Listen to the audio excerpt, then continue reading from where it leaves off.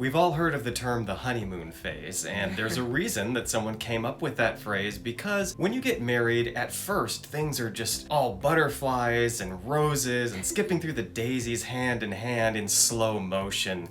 And we're kissing, and there's lots of sex and passion, and life is just filled with this romantic soundtrack behind everything you and your partner are doing together. But somehow, very rapidly, shortly after you get married, that starts to kind of go to the wayside. There are a lot of reasons why, but we won't focus on that today. What we will focus on today is how to rekindle that intimacy once it has kind of gotten a little bit cold. So let's start off with our first tip that we have for you today. I'm going to hand this one off to my wife. Let's hear what she has to say. Well, the very first thing I would say, something very simple yet so profound, is saying thank you, complimenting each other, and appreciating each other. You guys, saying thank you can go such a long way, and it's something that a lot of us get so comfortable with that we don't say it enough. We say thank you to others, but when it comes to our significant other, we neglect in doing so. The same attitude you have outside when it comes to people, complimenting them constantly. Oh, you look good. Bring that into your house. Learn to compliment each other. Learn to compliment your significant other. When they come out of their room, in the morning, they might not be feeling like all glamorous and everything, but just the person looking at you and saying that, wow, baby, you look beautiful today. That can change your whole day. It shows that they are looking at you. It shows that they see you. So it's something that we need to practice. And when they do something for you, learn to say thank you. Thank you so much. I appreciate everything that you've done for me. I'm so grateful. You are the rock in my life. And that alone can just solidify the foundations of your relationship. One of the things I love about my wife is she doesn't neglect to let me know when I have done a good job, or thank you for providing, or you work so hard. And it actually really does feel good. Not that I'm trying to fish for compliments, but when you're working as hard as I would say the two of us do, we work almost 24/7 Yes, practically. I feel like I'm working in my sleep half the time, and she definitely does because she's breastfeeding most of the night. So I mean, she's just laboring 24/7, and we have our ambitions just running full throttle. So it's really great to hear from your spouse, hey, you did a great job on editing that last video we did. Thank you. Or vice versa, when I'm complimenting my wife, honey, you're doing such a wonderful job with Proverbs. I can just see her thriving. And the fact that you are giving of yourself and still breastfeeding her is just amazing because the benefits go on and on and on when you breastfeed your child, even though it's a sacrifice. So it feels great to compliment, to appreciate, and to show gratitude one to another in a marriage. The next one that we want to share with you should be a lot of fun, and that is to remember to kiss your spouse. Take time out of your day to intentionally enjoy kissing each other. And it's not just this kind of quick peck, I'll see you later, honey, goodbye. Take time with it. Really just melt into that moment. Together, at least take, literally in my case, right? Melt into the chocolate. Take your time, at least 30 seconds, a minute. My wife, before we recorded this video, she said, okay, so I'm going to have to kiss you for 20 minutes every single day. And I thought, well, shoot, 20 minutes, even better. So as long as you can get this going, hey, sometimes, I'm telling you, when the passion starts mounting, these things lead to other activities that married people sometimes forget to do often enough in their busy schedules.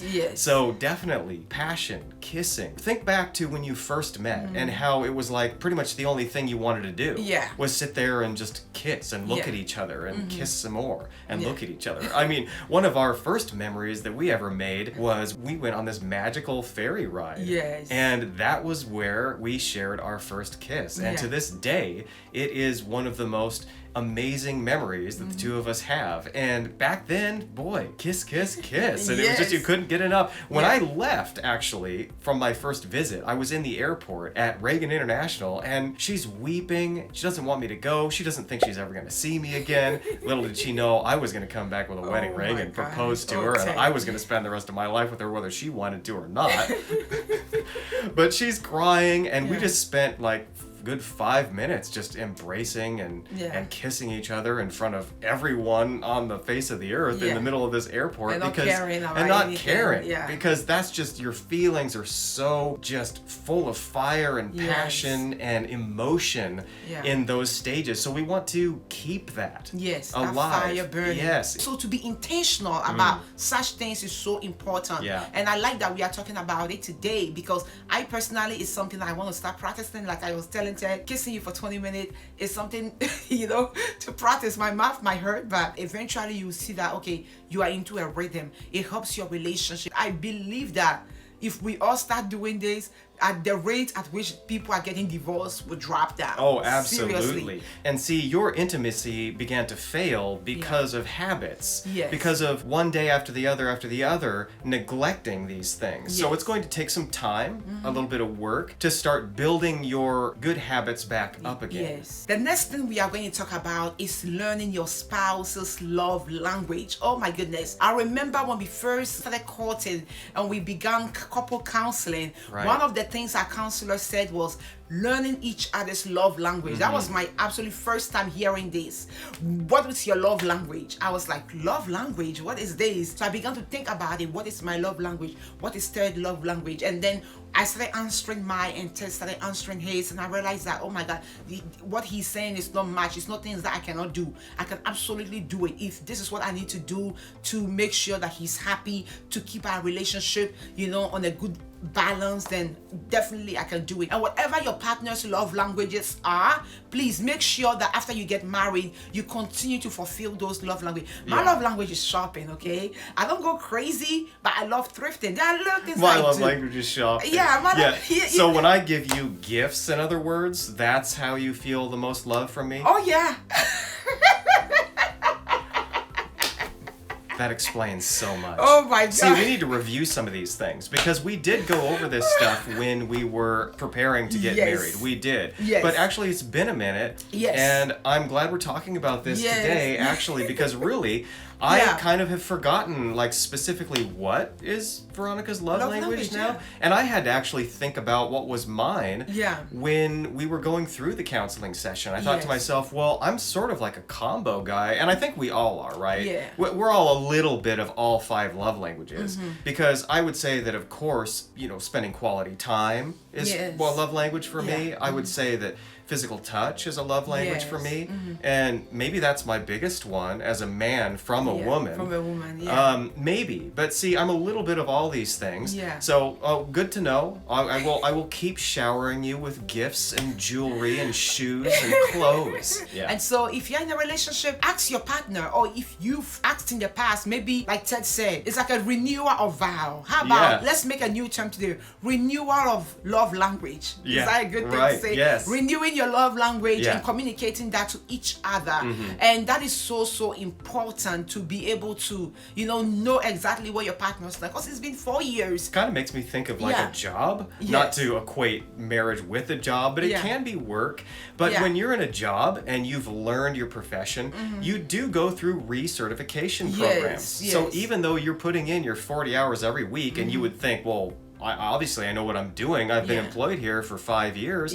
But no, you do actually need to review these things. You need to brush up on your knowledge, and it's the same way in marriage. Well, springing off of that topic, why don't we go into something that we bring up very often that everybody hears over and over and over again, to the point where it kind of loses its impact because we think, oh, well, duh, how many times do I need to hear this? But it's so important, and that is communication.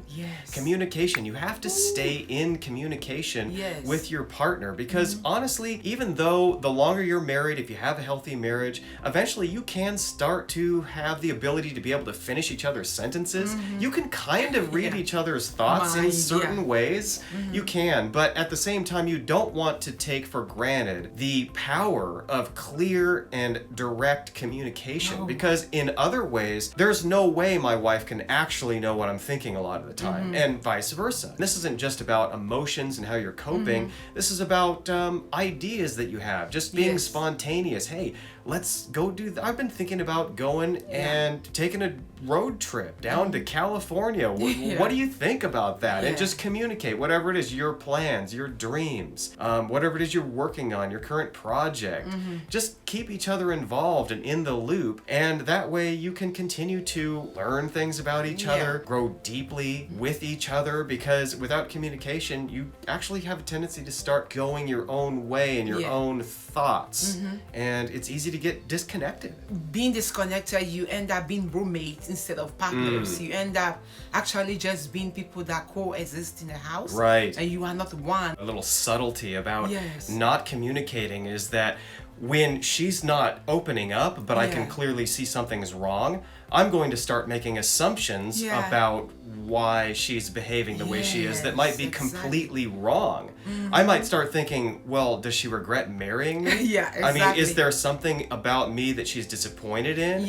Really, you'll start to come up with all these ideas, and you don't know. You just don't know. And so that can be even worse in some ways than just the simple not connecting, but forming false assumptions about what's actually going on. Another point is to make date night a priority. When you were courting each other, you used to go out on trips, you used to have fun. Randomly, you just get up one afternoon, like, let's go do this, and you do it. But, you know, you get married and you get comfortable, and then you stop doing stuff with each other. We are asking you to make date night a priority. Find the time, go to a restaurant, you know, have a meal. You can do things in your community that does not even require money. Find ways to do things together and be intentional about doing so. It's so important to feel like, okay, it's just the two of you and no one else around, especially when kids come in. It's so hard to get away. So if you can find a setup for one night, or if you can find someone to come in the house and watch your kids, and the two of you sneak away for like 2 hours and do something fun and come back, you'll feel rejuvenated. You'll feel like you are yourselves again, how you were dating. You get to talk about what is going on in your relationship, where you feel you stand in the relationship. If there is anything else that you want to discuss about the future, use that opportunity to discuss it. But spend time with each other, get to know each other, hold hands when you are out, and connect in that, you know, in that way. The reason why I believe some men or even women will step out on their relationship, a lot of times that comes from wanting something new, feeling like, okay, they want to experience something new. Because even those relationships, when they cheat or they go out of their marriage and you do what they want to do with that person, eventually that gets old too and they go to the next person. It's not because they want someone else, but it's because they crave rejuvenation. Everyone craves rejuvenation, and we want to be refreshed, want something new. And so create that for each other. Go on date night and experience things that you've never experienced together, and it will help your relationship a lot. And even if you do have to spend a little money to go on date nights, don't you think that it's worth investing in your marriage? I mean, it's a great point to bring up that you can find plenty of things to do that cost little to nothing. And we have to consider that too sometimes, given some of our financial priorities and goals. But in the same way that you would invest maybe in your future financially, and you make a big deal about doing that, don't you think that your marriage is even more important than finances? And so often, though, we kind of just let that go. Oh, we can sacrifice there. We have to set aside the money to put into our financial bucket first, right? Something that I personally believe is so important is writing love letters. Like, when did we stop doing that? The cell phone, we are in a technological era, and so everything is so fast, you know, quick message here and there and you are out. But I believe in writing love letters. I believe in just taking the time and putting pen to a paper and expressing your feelings to your significant other. And hey, if you prefer text message, take the time and write to him or her a very sweet message, you know, something that will touch their soul. Like in Ghana, we used to say, you are the only gari in my chop box. You are the only sardine in my chop box. You are the only sugar in my porridge. You know, stuff like that. That will, like, you know, rekindle the relationship. You know what I'm saying? Definitely. So bring those stuff up. It's so important to be jovial with each other. You know, say things that will make your spouse feel like, you know, he's the king of the whole universe. Apart from him, there is, well, it's the absolute truth. He's the only man that your eyes can see. He's the only man that your soul can fathom. You know what I mean? So that kind of stuff, it really rejuvenates stimulates relationship and it keeps like the fun going, and I really, really like that. When we were first courting, my wife would send me all kinds of emojis of like these interracial couples like kissing and embracing and like doing all of these romantic things together, walking through the park and holding hands. You know, you don't even have to say anything with the GIF. No, it's a GIF, right? Yeah, it's a not GIF, an emoji, but she sent those too. But the point is text messages and love letters and all those things that you wanted to do naturally, couldn't help yourself. Yes. You know, to I realized do the other day first. that I had stopped doing that. I was like, you know what? I was going through my old phone messages. I was like, actually stop sending Ted this type of stuff. How cute. And I was reminiscing. I was like, this was so nice. And it brought back the memories. And I'm like, I'm going to start doing it again. You know, it brings back the memories of why we started dating in the first place and why we decided to get married. And another thing I would say, this is all tied up to this, is like, never lose your inner child. As adults, life can be so stressful, and once you lose your inner child, it can be so hard, even when it comes to marriage. Like, if your husband enjoys playing video games, it's okay, sit with him once in a while and play with him, you know what I mean, and just have fun. That keeps, you know, his inner child alive and keeps yours alive, and together, you know, children, even when something happens, they'll come back, you know, and play together.